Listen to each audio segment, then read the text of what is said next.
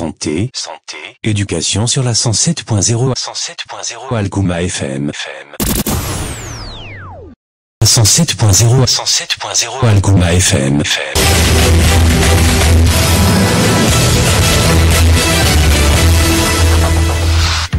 12h44 au stop Abdou Cicero. Mesdames et messieurs, bonjour et bienvenue dans la grande édition. Voici les titres. En titre, construction de la ligne Kaï-Tambacounda, Tamsir Ndiaye, directeur de la SOGEM, se prononce sur les opportunités qu'il peut y avoir après les travaux.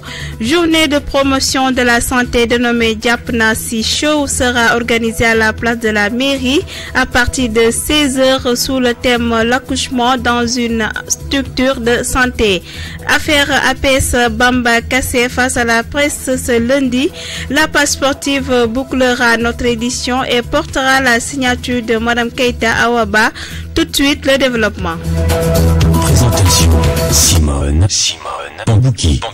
Bienvenue à toutes et à tous dans cette édition de 12h45. Comme annoncé dans les titres, la société de gestion d'énergie Manantali 2 a procédé ce mercredi dernier à une cérémonie de remise de matériel aux comités locaux de coordination Tambacounda, Goudiri et Bakel. À cela, le directeur général de la dite société, M.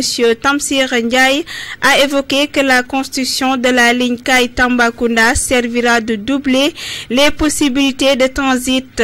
Cependant, ces lignes haute tension qui vont passer par les différentes localités sont aussi une opportunité de développer l'électrification rurale.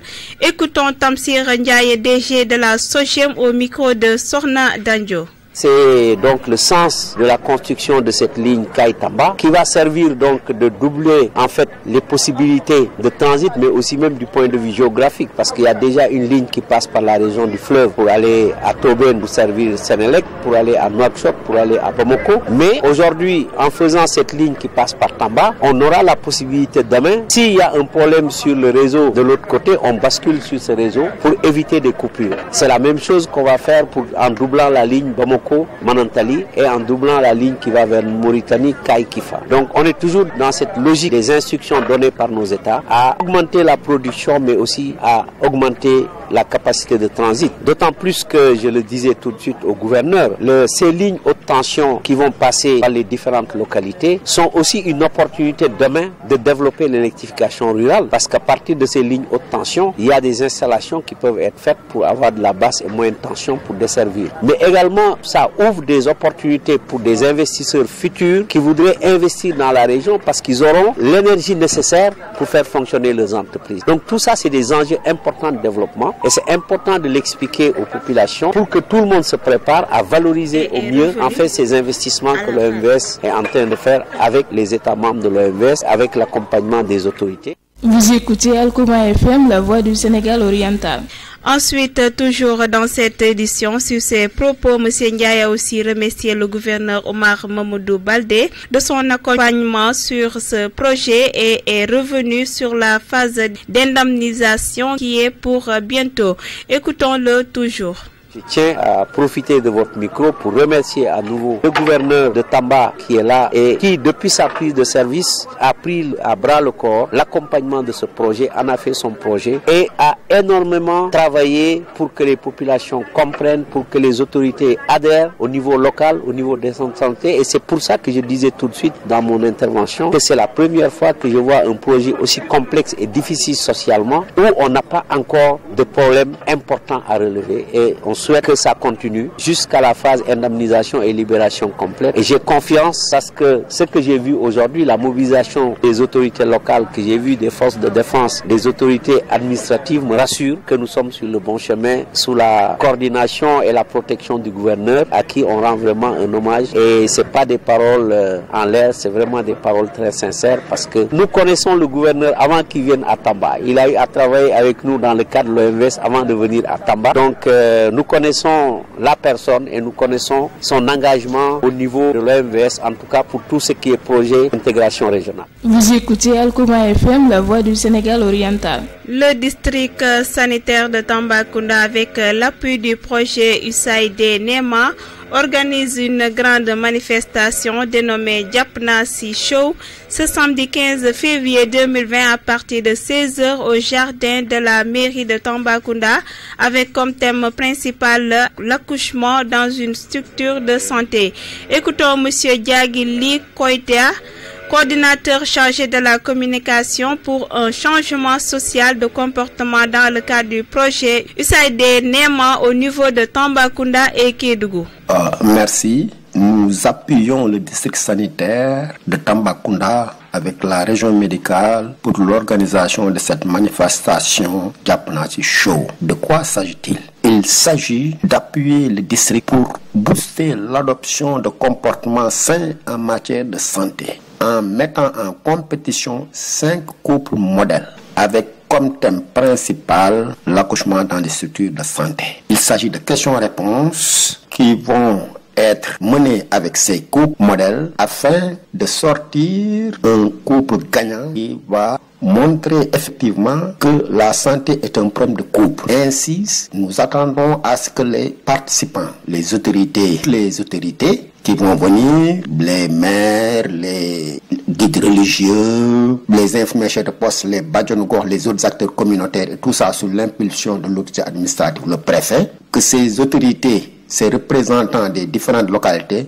puissent servir de relais pour saisir la quintessence de ce qui va sortir de ces discussions, de ces thèmes, de ces questions-réponses, pour servir de relais, pour que ces informations puissent être véhiculées au niveau de toute la communauté et que les gens puissent vraiment changer de comportement, et ceci avec les autres stratégies de communication qui étaient traditionnellement mises en place.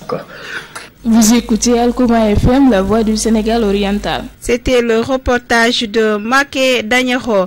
Toujours dans cette édition, affaire APS, le journaliste Bamba Kassé, par ailleurs secrétaire général du SENPIX, tient une conférence de presse lundi à la Maison de la Presse. La suite à la plainte du directeur de l'APS, Thierno Birahim Fall, contre lui et 2 de ses collègues pour détournement portant sur 65 millions de francs CFA. Les autorités ne tolèrent plus les appels aux marches devant les grilles du palais de la République. Le coordinateur du mouvement Sénégal va mal, Ardo Ning, l'a vérifié à ses dépens pour appeler une marche jusqu'aux grilles du palais pour faire libérer l'activiste Guy Marius Sagna. Il a été accueilli hier chez lui par la police de Tivaouane et aussitôt transféré à Dakar selon le coordinateur de Aar Lu Ñu Bokk, Aliou Badara Mboup, en compagnie des membres de Nyolank de Frappe. Ce dernier prévient que l'intimidation ne passera pas. Tout de suite, la page sportive. Le sport.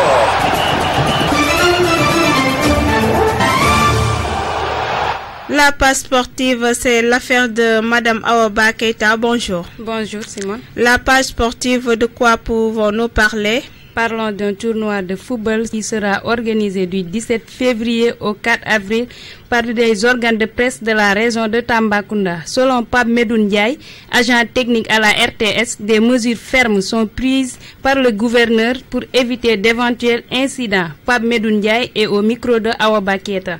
Pour ce qui est à propos du tournoi, on l'avait initié en 2016, au temps du gouverneur adjoint au développement, Abdou Khadir Diop Dimos. Il avait initié ce tournoi. Bon, durant les premières années, ça a été une réussite totale. Il y avait une cohésion entre tous les services qui se trouvent dans la région de Tambacounda. Bon, il y avait vraiment une bonne cohésion entre les agents. On se croisait dans la rue, on se saluait. Il y avait une affinité, quoi. Et tout ça est dû au tournoi aussi. Bon, mais depuis l'année dernière aussi, quand Abdou Khad n'est pas là, bon, l'année dernière aussi, on a eu des difficultés aussi. Parce qu'il y avait, des questions de fraude comme ça. Bon, raison pour laquelle le tournoi n'a pas pu s'aboutir. Parce que le tournoi était... mais cette fois-ci, le gouverneur a pris des mesures fermes pour que le tournoi se passe dans de très bonnes conditions. Vous écoutez Alkouma FM, la voix du Sénégal oriental. Il y ajoute que ce tournoi organisé par l'administration compose 4 poules de 4 équipes avec une participation moyenne de 50 000 francs par équipe et affirme qu'il n'y aura pas de huitième de finale ni de quart de finale pour gagner du temps. Ce sera directement la demi-finale puis la finale le 4 avril 2020.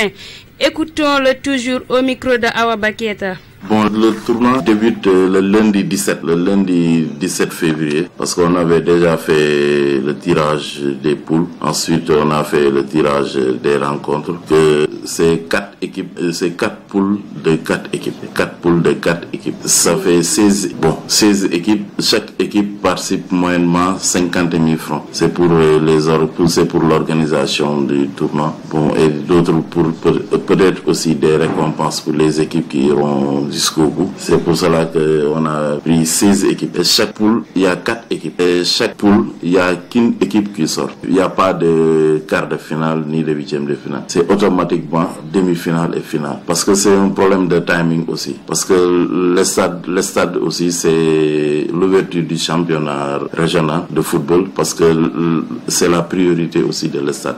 C'est pour cela que nous les lundis, peut-être les week-ends aussi, et les mercredis, quoi. C'est pour cela qu'on a planifié un programme pour que le tournoi se déroule dans les 2 mois qui suivent. Et le 4 avril, ce sera la Vous écoutez Alkouma FM, la voix du Sénégal oriental. Parlons de basket. Le championnat de basket du Sénégal de la saison 2019-2020 démarre aujourd'hui. C'est les hommes, l'AS Douane, champion en titre, affronte Sibac à Maris Ndiaye.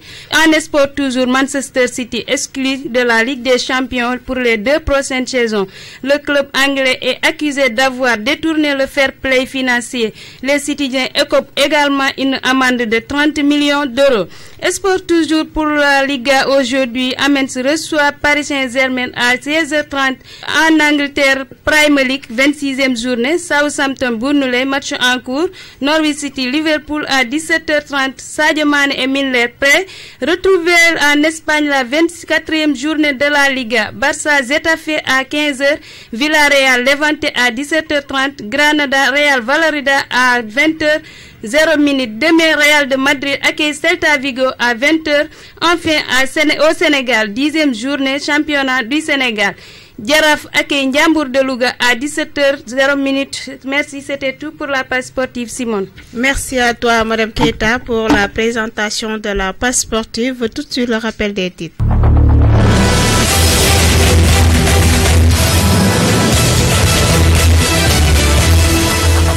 En titre, nous avons parlé de la construction de la ligne Kai Tambacounda. Tamsir Ndiaye, directeur de la SOGEM, s'est prononcé sur les opportunités qu'il peut y avoir après les travaux.